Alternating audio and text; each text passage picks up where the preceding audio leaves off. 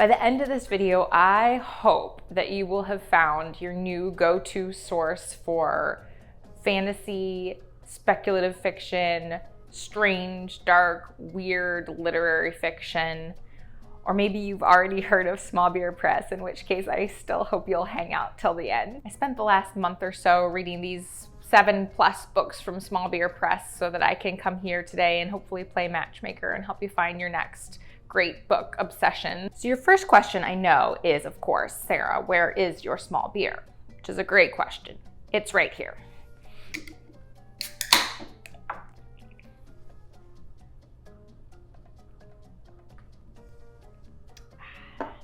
So your second question is probably, Sarah, what exactly is a small beer other than a tiny glass of beer? Another wonderful question.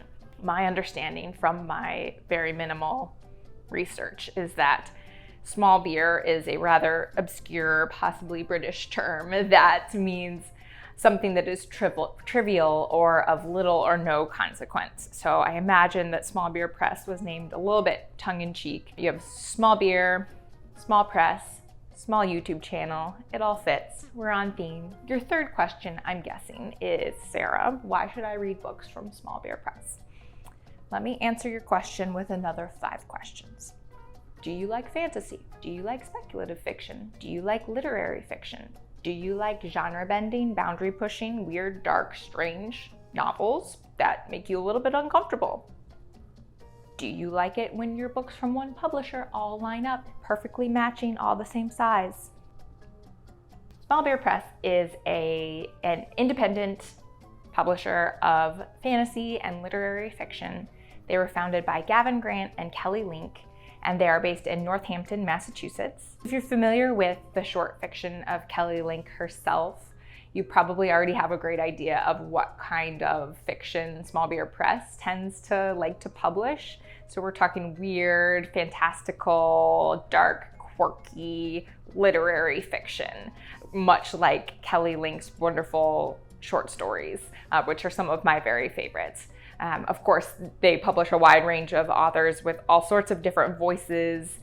So they're not all like Kelly Link's very distinctive voice, but that is the kind of quirky, weird, strange, genre-bending work that they like to publish. I have had the great honor of reading these wonderful books, and I can't wait to tell you about them. But first, we have to decide what order we're going to put them in. And I think we're gonna go with High Fidelity, Rob Gordon's Subtle Art of the Perfect Compilation Tape. There are a lot of rules. So you kick off a good compilation with a killer. You gotta grab attention right off the bat. So what better way to start than with a book about a killer? And for that, we have Generation Loss by Elizabeth Hand. This is the first novel in the Cass Neary series. This is noir, dark, gritty, thriller, crime fiction. It's reissued by Small Beer Press because they obviously loved Elizabeth Hand so much. They wanted to reissue her Cass Neary series. The narrator is Cass Neary. She is a middle-aged, kind of down-and-out photographer who was kind of a flash-in-the-pan photographer back in the punk rock scene of New York City. She is leading kind of a troubled life at this point. And she gets a call one day from an acquaintance who says that she has been requested to interview another photographer, a very famous photographer who's become this like reclusive woman who lives on a very remote island in Maine. And the woman's name is Aphrodite. And it turns out that this woman, Aphrodite, was one of Cass Neary's greatest heroes and inspirations for her own work. So she agrees to go. She's, hesitates to admit that she's kind of thrilled to be asked to go do this interview with this reclusive photographer who no one has even seen for decades. And so Cass ventures to this remote island in Maine, from New York to Maine, and discovers that, for one, she was maybe not quite as expected as she thought she was going to be, and two, there are some mysterious and possibly deadly shenanigans happening on this island. And of course, things evolve from there. And Cass is this wonderfully dark, unlikable narrator who you really kind of love to hate and love to love. And the novel itself is so lushly told. The really harsh landscape of this island is wonderful. The description of the people and the community on this island who live really harsh lives is also equally wonderful. And if you want to hear more about Cass as an unlikable narrator, you can go visit this other video of mine and check that out. But this is a really great start to a series. I'm definitely picking up, actually I have the next book in the series that I'm going to be reading in December. If you like noir, gritty crime fiction, then I think you'll really like Generation Lost by Elizabeth Hand. You started off with a killer, and then you got to take it up a notch. And what better way to take it up a notch than with buttery sex scenes? This is Martha Moody by Susan Stinson. It is a phenomenal book. It's really good. So I did another video, a full video on this book, so you can check that out here. But in short, this is a novel narrated by Amanda Linger, who is a homesteader in the American West, and she is married to a man who, isn't the nicest guy in the world, and she's pretty miserable, and she ends up falling in love with a woman named Martha Moody, who is the owner of the town's general store. It is a novel about love, but it's also about creativity and creative freedom because Amanda becomes a writer. It's about how myths and legends are born. It's about bodies and community and food, and it's just really wonderful. It's about friendship. It's with people and animals. It has the most wonderful animal character, a cow named Miss Alice. And it's just a really fantastic book. I highly recommend checking out my other video about it so you can learn a little more and maybe pick it up if it sounds like it's for you. So we started off with a killer. Then we took it up a notch. Now we gotta cool it down a notch. And what better way than with Reconstruction by Eli Don Johnson. And this is a cool, collected group of short stories that kind of creeps up on you with its strange premises and engrossing worlds and intense themes. These stories are a mix of fantasy, sci-fi, speculative, historical fiction, and there are vampire stories in here, alien stories, dystopian stories, post-apocalyptic stories. And in each and every story, Johnson has created a completely unique world or version of this world. And every world in each of these stories has its own history, its own mythology, social rules, biological rules, physical rules. Truly, every single story is a new and different world. And honestly, I felt like the majority of these stories could be extended into full-length novels.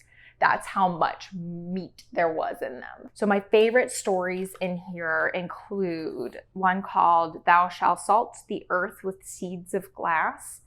And this is kind of a dystopian maybe, or post-apocalyptic possibly story. Basically, there are these communities of humans who are trying to live in this world that has been taken over by robots, but the robots are being controlled either by another group of humans or possibly an alien species. And the robots are very, very violent. They cause mass destruction and kill many of the humans, but also seem to want the humans to keep living and reproducing.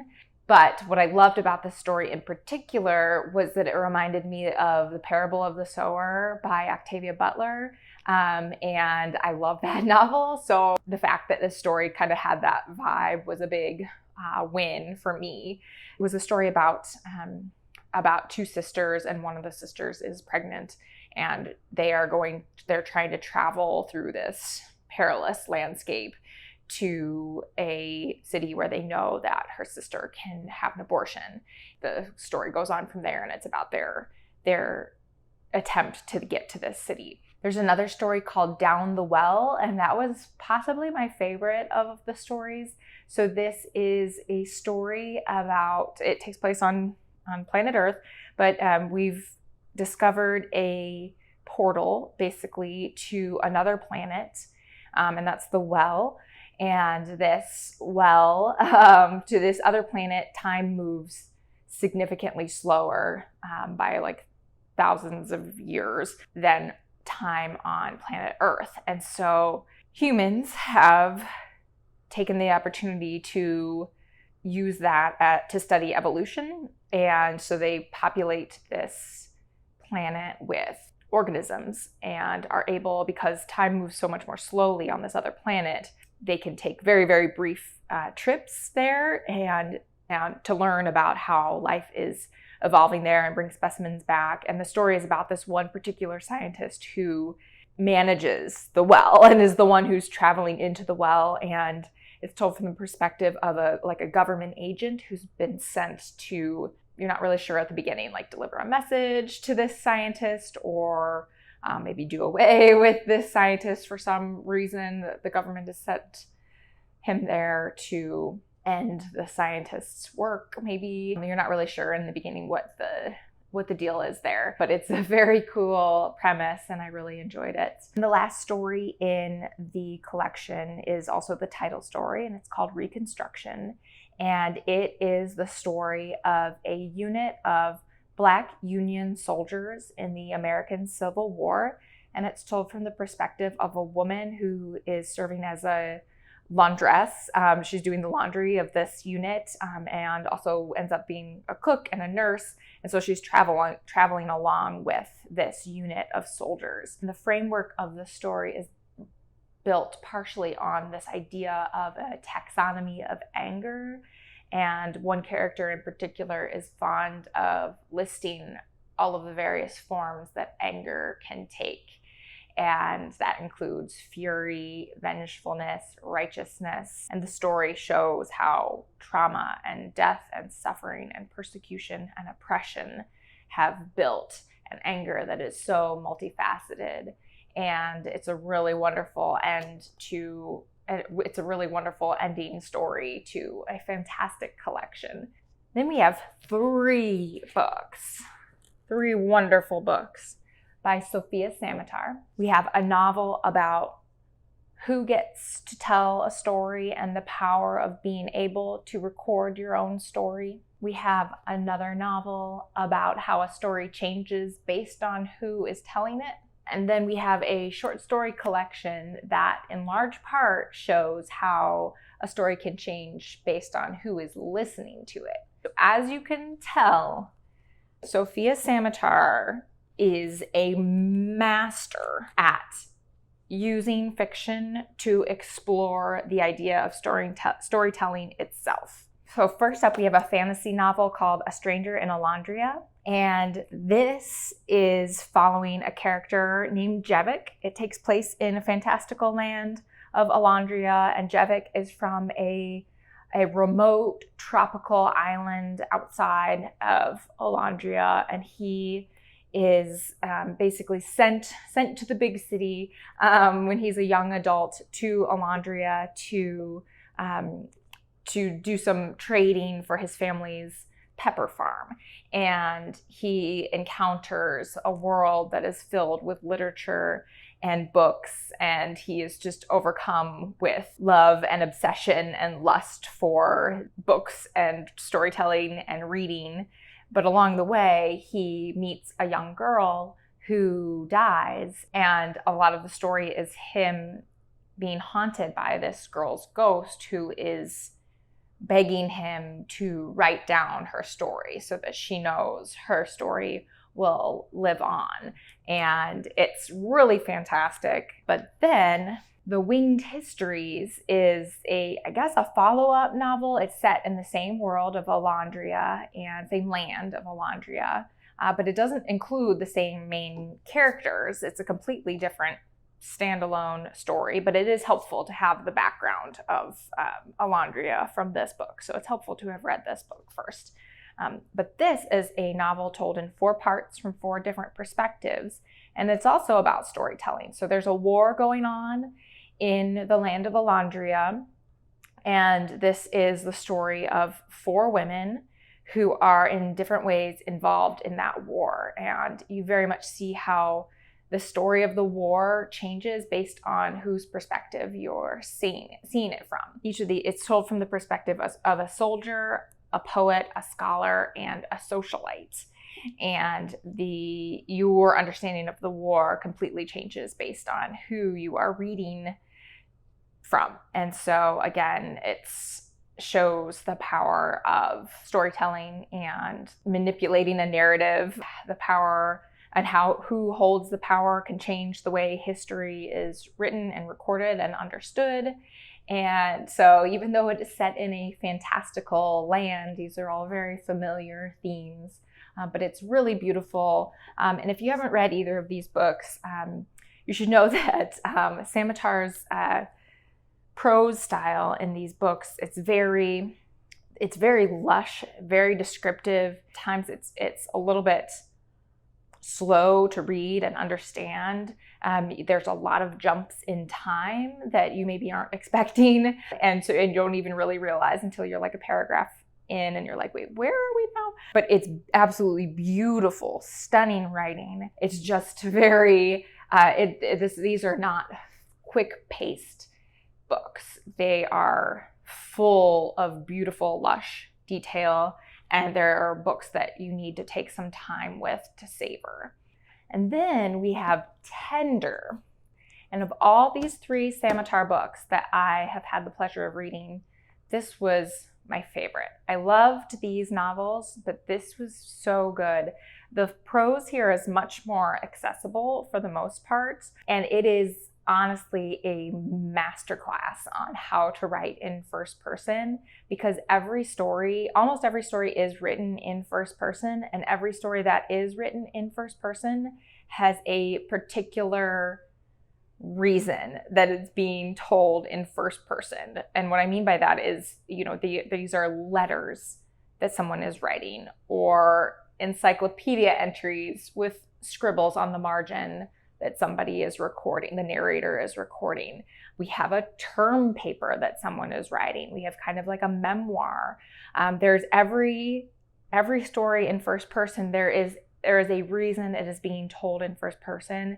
And again, that goes back to Samitar's kind of theme and obsession over what is storytelling itself and what can it do and how does it change based on the format of why something's being written down. How does it change based on who is telling it, and how does it change based on who is actually listening to the story, because that also changes the story, who is actually listening and consuming the story.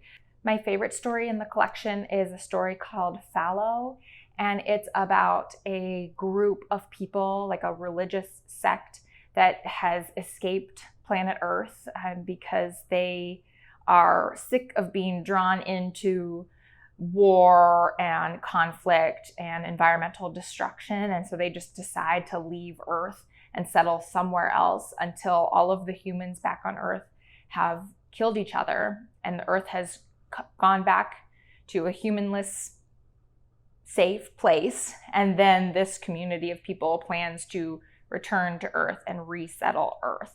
But this community of people in this place called Fallow live under a completely totalitarian regime. There is no freedom of speech or religion. It is very oppressive, and it's about this woman who is recording her memories from her childhood of 3 specific people who basically dared to try to disrupt the status quo and try to bring new ideas into this community. And it's a story about who gets to decide who is saved and who isn't saved. And it's a story about communities and what good they can bring to each other and what bad they can do to each other. And I thought it was a really beautiful story. It's more like novella length. All of these stories are really wonderful, so I highly recommend this collection as well. Samitar also has a new book coming out. I want to say it's from Catapult, but I'm not entirely sure. It's called The White Mosque, and it's described as like a memoir, so I definitely want to check that out. If you're interested in learning more, she also gives really phenomenal interviews that I highly recommend just seeking out. Sophia Samitar interview. She talks about her work and about literature and fantasy as a genre, and she just really gives wonderful, stunning interviews. So if you've been watching this video and have gotten anything out of it so far, if you've liked any of these books for your own reading list or other people in your life, I hope you'll hit the like button. It will help this video reach a wider audience and get more of these books into the hands of readers who will love them. So thank you so much. The one book so far on this list that I haven't quite finished yet is called Was. It's by Jeff Ryman. And the premise of this book is so cool.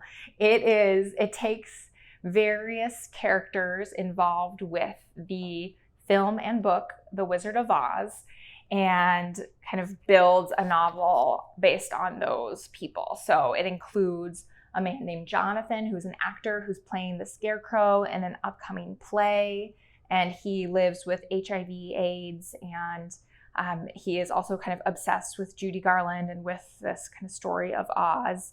So you follow him, but then you also follow Judy Garland a bit and other people from Judy Garland's actual life, like her mother and her makeup artist. And so you get different chapters from their perspectives. You also get chapters from young Judy Garland's life before she was even Judy Garland.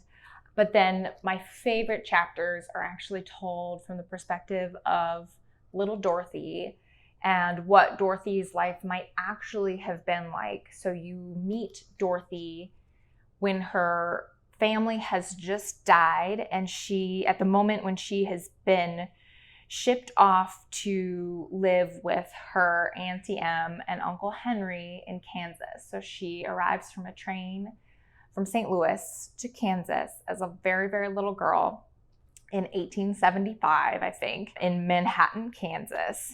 And she is thrown into this new life and is living on this very poor working farm of Auntie Em and Uncle Henry. And they aren't the Auntie Em and Uncle Henry that we see in the film or the book. Auntie Em is rather cruel, kind of a social climber. She is not kind to Dorothy. And so you see sweet little Dorothy try to adjust to her new life in Kansas. And the physical descriptions of the landscape in Kansas at this time are absolutely stunning. They're so beautiful.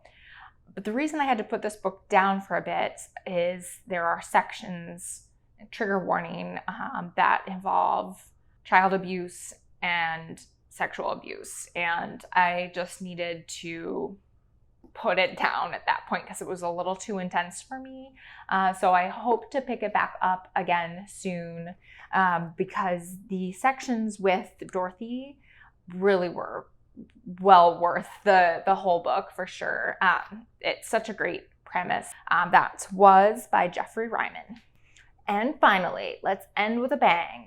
We have Fire Logic by Lori J. Marks. And this is the first in a series, a fantasy series called the Elemental Logic series. And we are in a land called Shaftal. We are mostly following a warrior named Zanja.